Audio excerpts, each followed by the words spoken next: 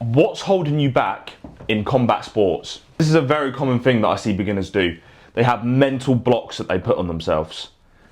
They put something in place before they can take action. And what I mean by that is they say stuff like, I'll start when I'm fit. I'm not going to spar until I'm better on the pads. Or I'm not going to roll at all until I learn new moves.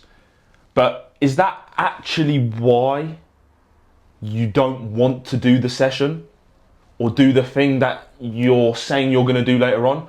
Or is it just because you're too afraid to do something that's going to challenge you mentally and physically, and you know full well you're probably not going to be very good at it?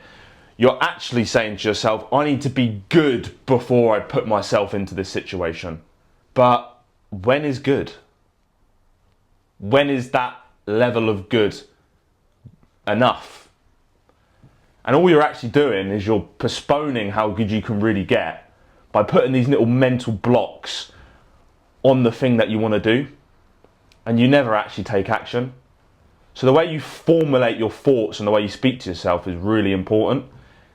Instead of saying, oh, I need to be fit before I can train combat sports, why don't you say to yourself, I'm going to get fit for combat sports through the training itself. Oh, I need to do pads before I can spar. Nah, why don't you say to yourself, I'm going to get good at sparring through pushing myself in the rounds and learning what works and what doesn't. I need to learn new moves before I can roll. Nah, why don't you frame it as, I'm going to get good at rolling through the experience of doing it itself. How you speak to yourself is very important. Mental roadblocks are a real thing.